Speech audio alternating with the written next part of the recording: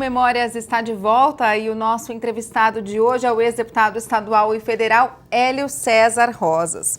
Deputado, o senhor disse que raciocínio, sorte e humildade foram 3 características que sempre acompanharam o senhor, né? Conta pra gente, então, um caso aqui O senhor gosta de falar causo, gosta de falar história, mas conta pra gente alguma realização do senhor aqui na Assembleia que raciocínio, sorte e humildade ajudaram. Bom,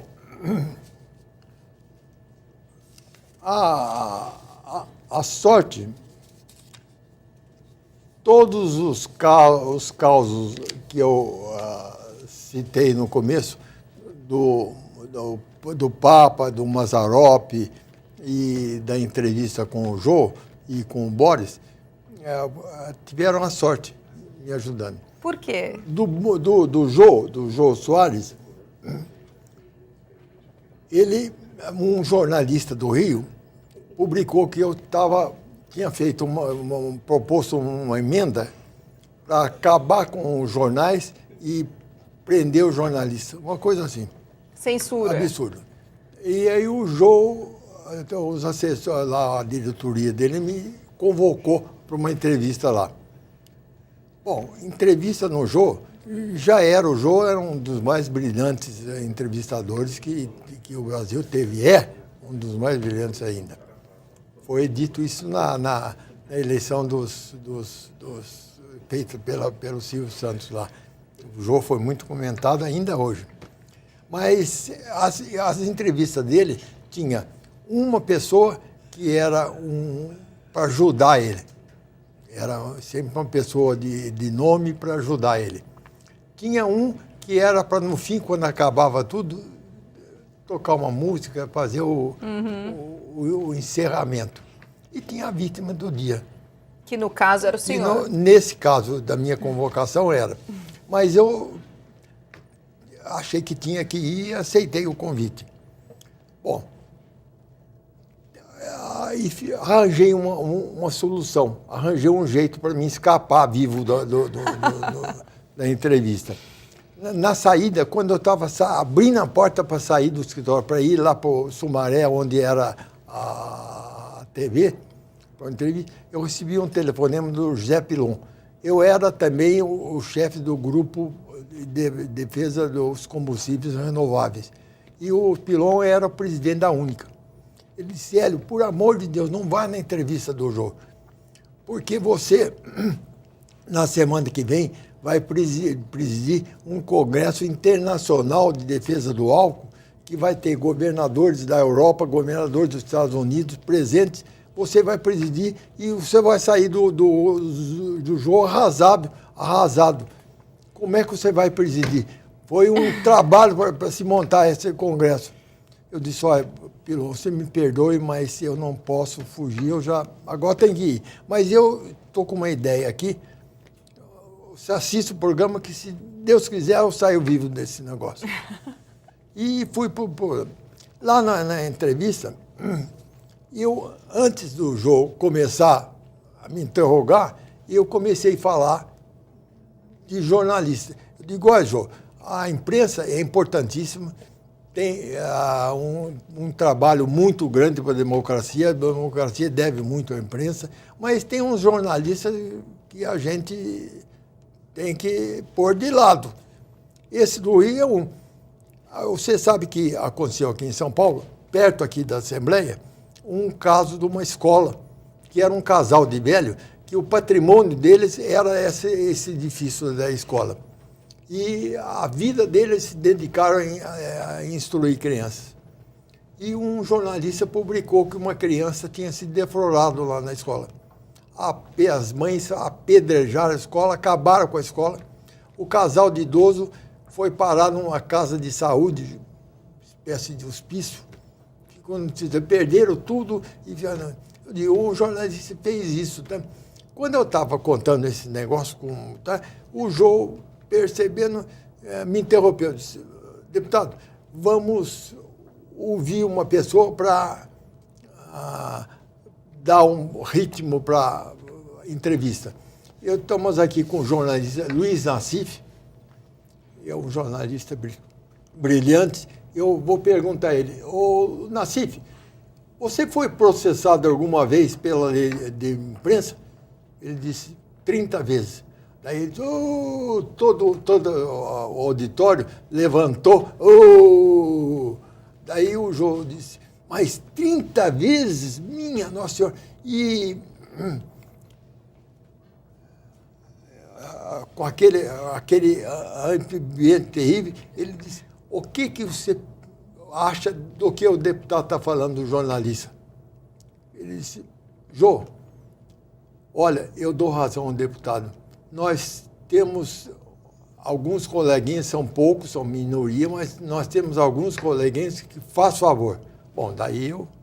Aí ele estava lá para ajudar o Jô a acabar comigo. E ele ficou do meu lado. Aí eu cresci.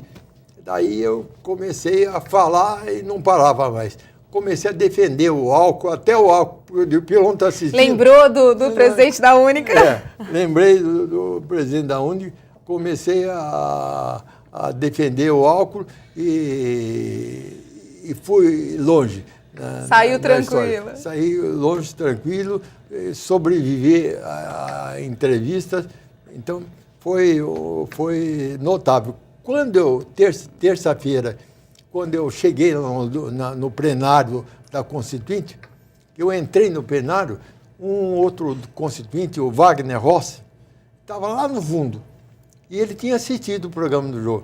Ele me viu, de lá ele deu um grito, ô Hélio, eu vi você no jogo, você foi brilhante. Aí a sessão parou, a turma levantou, todo mundo bateu palma. Quem não tinha assistido, bateu palma. Parou a sessão, coisa do jogo. E essa mesma sorte ajudou o senhor na audiência com o Papa também? Bom, eu vou contar a do Mazzaropi, senão nós temos pouco tempo. Vamos na do Mazzaropi. A do Mazzaropi. No enterro. O Mazzaropi se fez em Pindamonhangaba. Ele apareceu lá com um cirquinho de lona, tinha furo, chovia dentro, tá? O senhor nasceu em Pindamonhangaba? Nasci em Pindamonhangaba. E ficou lá uns 4 anos. No começo, ele tinha pouco assistente, mas foi crescendo um negócio, vinha gente até da Europa. E um milionário lá de Pinda, o doutor Stambolo, foi assistir o show do Mazzaropi e adorou. Deu um circo para ele de lona, mas um negócio perfeito, muito melhor. E ele ficou 4 anos lá, recebia gente do mundo todo lá em Pinda. Ele se fez lá. Depois se projetou tanto que ele comprou uma fazenda em Taubaté e veio para os grandes centros, onde a projeção dele tinha mais campo, né? Bom, o Mazzaropi morreu. E ele tinha essa gratidão com Pindamonhangaba, apesar que Taubaté achava que ele era de Taubaté, mas não tem nada que ver com Taubaté, era de Pindamonhangaba. Assim como o senhor. Que ele exigiu ser enterrado em Pindamonhangaba. E eu só fui assistir com o Mazzaropi um dia e presenciei, vivi a progressão dele em Pindamonhangaba. À noite eu resolvi, eu vou para o enterro do Mazzaropi. E saí na véspera à noite. E fui na casa de um amigo lá, Daniel. Eu fui lá me hospedar. Cheguei lá, Daniel, vim pedir, você tem cama aí?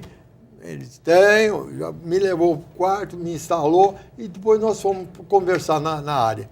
Na área, começamos a conversar. Daqui a pouco ele parou e disse assim, Hélio, não me diga que você veio para o enterro do Mazzaropi. Eu digo, vim.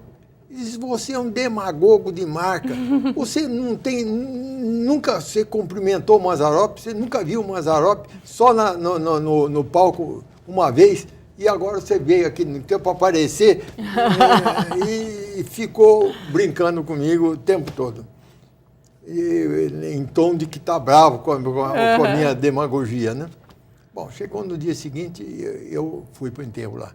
Eu fui junto com o diretor da prefeitura, o Paulinho. Ele era diretor da prefeitura e eu acompanhei ele.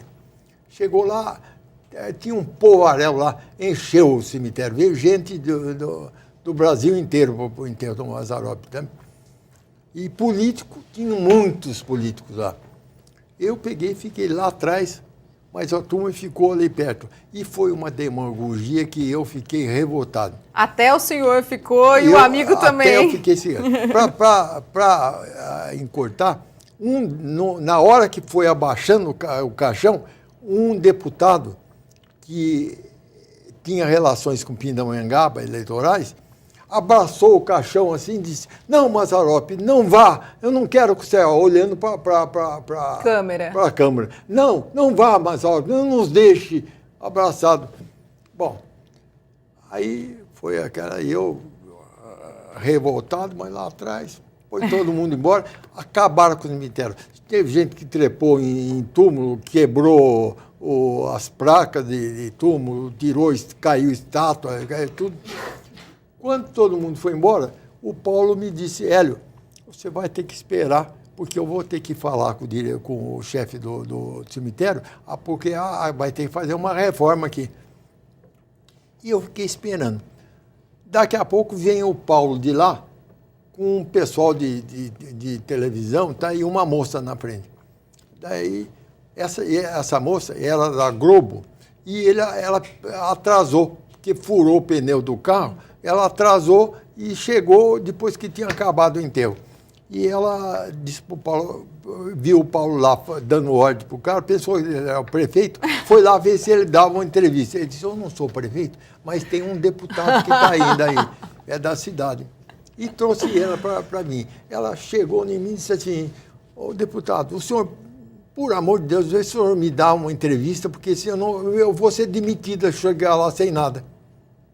Aí eu digo: tá certo, vamos. Fiquei de frente para a televisão, de frente para o holofote, tá? Focalizaram tudo e comecei a falar do Mazzaropi. Mas daí me lembrei do Daniel. Digo, a hora que o Daniel vê isso na televisão, ele vai pegar o ônibus e vai acabar comigo. E fiquei com a preocupação, eu falando do Mazzaropi, e com aquela preocupação no rosto, estampada no rosto. Bom, acabou a entrevista, eu fui embora. Chegou a noite, Jornal da Globo. Naquele tempo, era uma audiência... Durante 10 minutos, o enterro do Mazzaropi estava sendo assistido pelo Brasil inteirinho. A Globo tinha 101% de audiência. Durante 10 minutos, o único que apareceu fui eu. Só eu. Imagina a raiva daquele deputado que abraçou o caixão. Peraí. Eu raciocinei na hora de que negócio, o que é isso? Aí eu calculei. Eu acho que o cara que foi escolher o que ia pôr, ele olhou a minha cara e disse: esse aí é o único que está com cara de enterro. Eu estava pensando no Daniel e ele pensando que eu estava com o semblante em razão de enterro, semblante de enterro. E me programou. Então, era ano de eleição e eu fiquei 10 minutos na televisão, São Paulo inteirinho assistindo, só eu fiquei. Quando eu cheguei na Assembleia, no dia seguinte, um funcionário desse deputado, que era da região lá, que pegou o caixão... Aquele que chorou. Veio falar comigo. Disse: olha, o deputado está louco da vida. Ele disse que o senhor nem estava lá. O senhor comprou a Globo. E o Daniel, ficou bravo ou não ficou no fim? O Daniel nem sei, depois passou o negócio, não aconteceu nada. Tá certo, deputado. Vamos chamar mais um intervalo. Na próxima o senhor conta então a do Papa, que eu quero saber. Daqui a pouquinho a gente volta então com mais memórias. Não sai daí.